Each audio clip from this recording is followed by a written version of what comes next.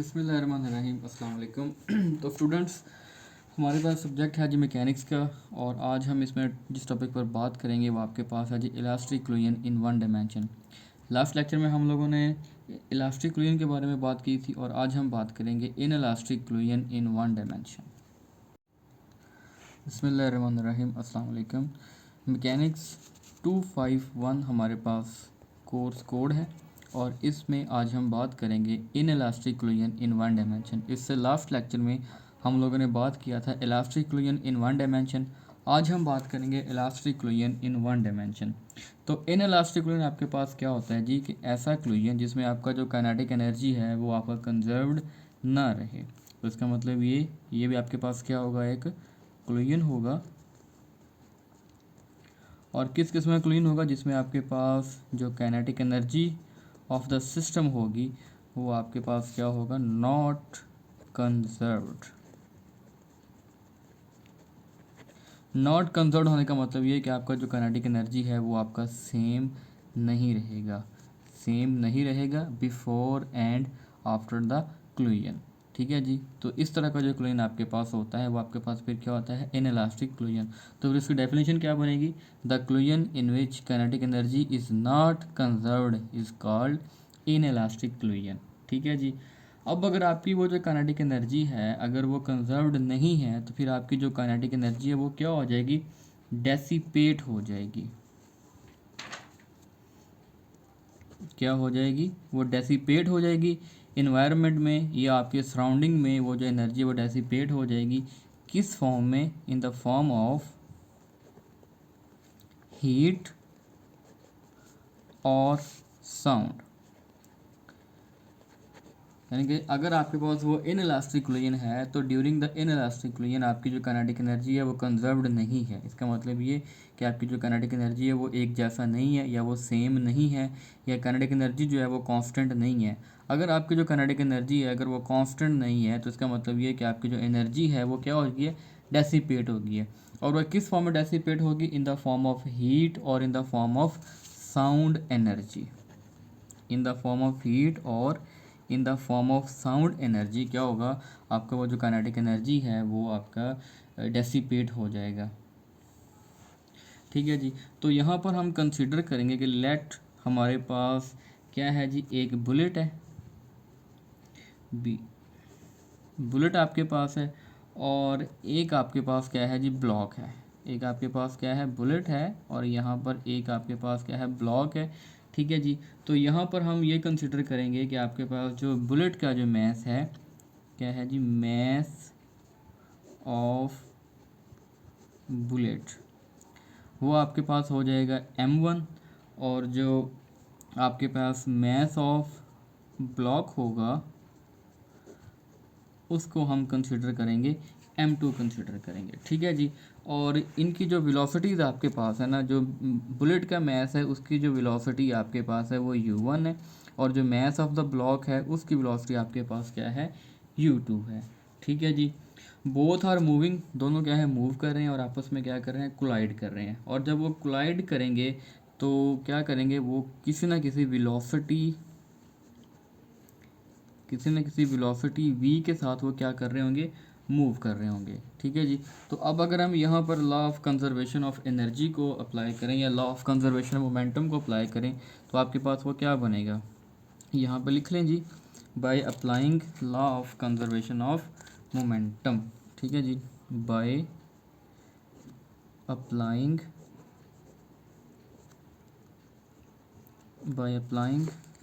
Law of conservation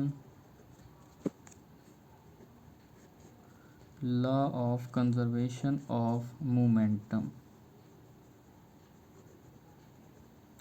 तो law of conservation momentum आपके पास क्या होता है कि momentum before and after the collision remain same. तो ये आपके पास आ जाएगा जी m1 u1 plus m2 u2 that is equals to m1 v plus m2 v। ये जो वेलोसिटी है बिफोर आफ्टर द क्लूजन के बाद आपका जो वेलोसिटी है वो क्या हो जाएगा, दोनों का कांस्टेंट हो जाएगा या वो सेम हो जाएगा। तो इसका मतलब ये है कि हम इसको कुछ इस तरह से भी लिख सकते हैं कि आपके पास क्या हो जाएगा जी, m1u1 plus m2u2 is equals to m1 plus m2 into आपके पास क्या आ जाएगा, v आ जाएगा। और यहाँ से अगर हम वेलोसिटी की वैल्यू कैलकुलेट करें तो आपके पास क्या आ जाएगी, वो m1u1 प्लस m2u2 और आपके पास क्या आ जाएगा, m1 प्लस m2 आपके पास आ जाएगा। और इसको हम इस तरह से भी लिख सकते हैं फर्दर मोर कि v इज इक्वल्स टू आपके पास आ जाएगा m1u1 over m1 plus m2 और प्लस m2u2 ओवर आपके पास क्या आ जाएगा, m1 प्लस m2 आपके पास आ जाएगा। ठीक है जी। तो यहाँ पर हम इसको फर्दर आगे किस तरह से लिख सकते हैं, इसको हम मॉडिफाई कर सकते हैं थोड़ा सा। तो यहाँ पर आपके पास क्या आ जाएगा जी, m1u1 over m1 plus m2 ये किसके बराबर हो जाएगा, velocity of the bullet after क्लूजन। Velocity of bullet after क्लूजन। और इसी तरह से आपके पास m2u2 over m1 plus m2 ये किसके बराबर हो जाएगा, velocity of block, velocity of block after क्लूजन,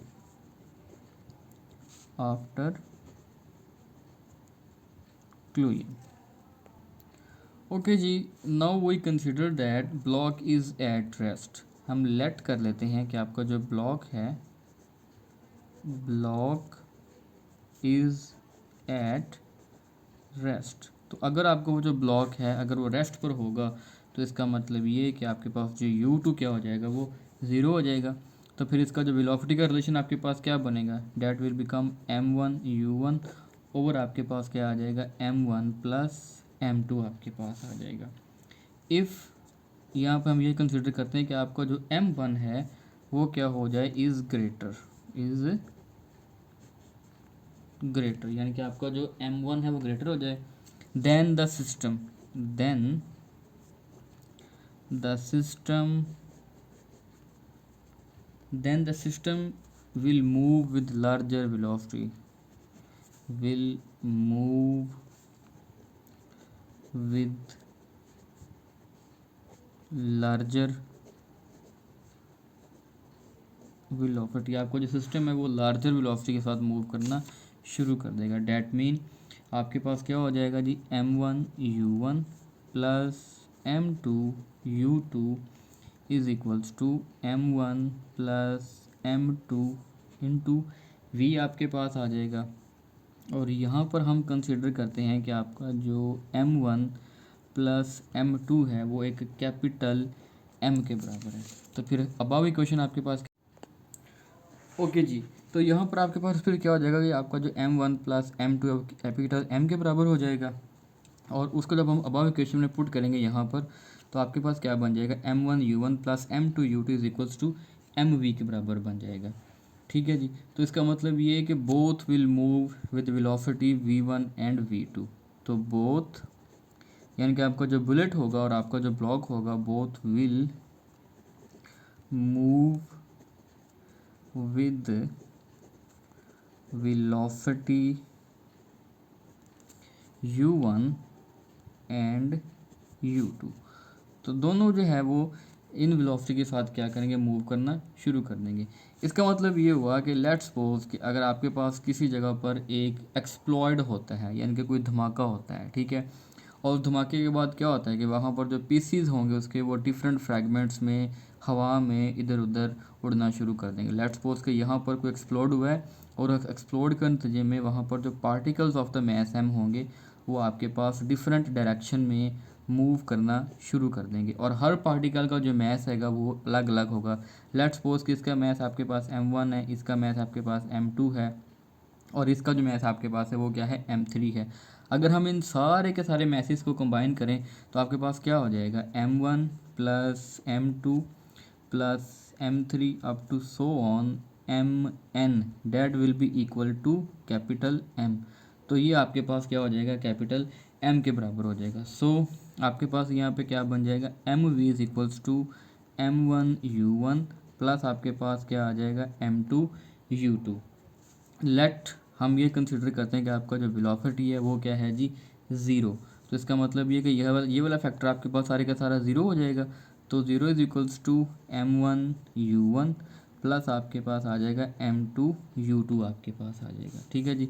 तो यहाँ से आपके पास M one U one is equals to minus M two U two आपके पास आ जाएगा। और अगर हम इस इक्वेशन को आपस में डिवाइड करवा दें तो आपके पास क्या आ जाएगा जी, U one over U two is equals to minus आपके पास आ जाएगा M two over M one. और नेगेटिव साइन यहाँ पे ये शो करेगा कि both are moving in opposite direction, that both bodies are moving in opposite direction, in opposite direction. ठीक है जी। तो अगर तो ये दोनों बॉडीज़ आपकी ऑपोजिट डायरेक्शन में मूव कर रही हैं तो इसका मतलब ये कि आपके पास तो जो इक्वेशन बन के आएगी that will be equals to U one is inversely proportional to one over M one and आपका जो एम टू है is inversely proportional to one over U two. तो ये दोनों इक्वेशन हमें यहाँ पे क्या शो कर रही हैं, ये दो इक्वेशन हमें ये बता रही हैं कि अगर आपका जो मैस होगा, अगर आपका जो मैस है वो ग्रेटर होगा तो वेलोसिटी क्या होगी, वेलोसिटी आपकी डिक्रीज़ कर जाएगी या वेलोसिटी आपकी लेस हो जाएगी। इसका मतलब ये कि अगर मैस आपका ग्रेटर हो तो वेलोसिटी आपकी क्या हो जाएगी, लेस हो जाएगी एंड वाइस वर्सा। तो दोनों आपस में क्या हो जाएंगे, दूसरे के अपोजिट हो जाएंगे। If the mass of the object is greater than its velocity will be less और डिक्रीज्ड। तो ये दो इक्वेशन हमें यहाँ से ये साबित कर रही हैं। तो ये है जी आपके पास inelastic fluid in one dimension. Okay जी। इसके बाद नेक्स्ट हमारा जो टॉपिक है वो आपके पास है जी टू डायमेंशनल इलास्टिक फ्लूइड। अच्छा जी, इससे पहले हम लोगों ने इलास्टिक फ्लूइड के बारे में बात किया है और इनइलास्टिक फ्लूइड के बारे में बात किया है और वो आपके पास है दोनों के दोनों किसी एक ही डायरेक्शन में। ठीक है जी। अब हम यहाँ पे बात करेंगे टू डायमेंशनल इलास्टिक फ्लूइड। अच्छा जी, टू डायमेंशनल इलास्टिक फ्लूइड को सम टाइम इसको हम ओब्लीक फ्लूइड का नाम भी देते हैं, इसको हम ओब्लीक फ्लूइड भी कहा जाता है। ओब्लीक फ्लूइड क्यों कहा जाता है कि जब आपके पास दो बॉडीज़ हैं, जब आपस में वो कोलाइड करती हैं तो कोलाइड करने के बाद वो सेम स्ट्रेट लाइन पर मूव नहीं करेंगी, बल्कि वो जो बॉडीज़ आपकी हैं वो दोनों डिफरेंट डिफरेंट पाथेस पे क्या करेंगी, वो मूव करना शुरू कर देंगी। तो इसका मतलब ये है कि इसमें आपका जो बॉडीज़ होगा वो स्ट्रेट लाइन मोशन को फॉलो नहीं करेगा, बल्कि वो रैंडम डायरेक्शन में या अपोजिट डायरेक्शन में क्या करेंगे, मूव करना शुरू कर देंगे। ठीक है जी। तो इस तरह का जो क्लूजन आपके पास होगा उसको फिर हम नाम देते हैं ओब्लीक क्लूजन का नाम देते हैं। तो इसकी डेफिनेशन यहाँ पे लिख लेंगी, when two bodies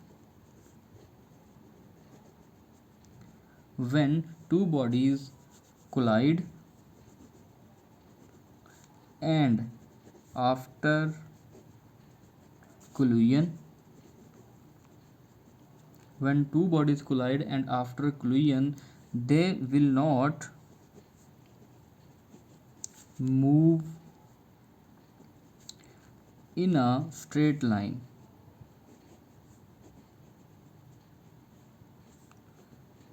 in a straight line, then this type of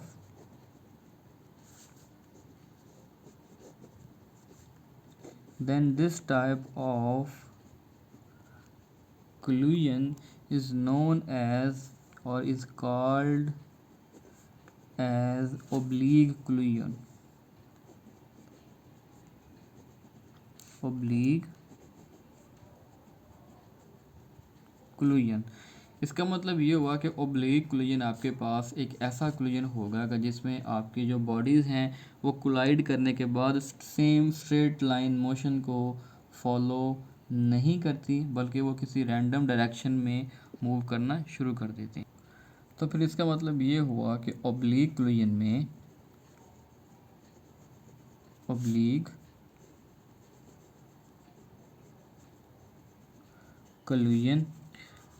body क्या करेगा, बॉडी चेंज देयर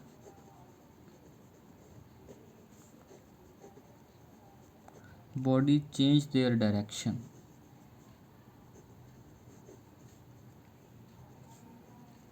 आफ्टर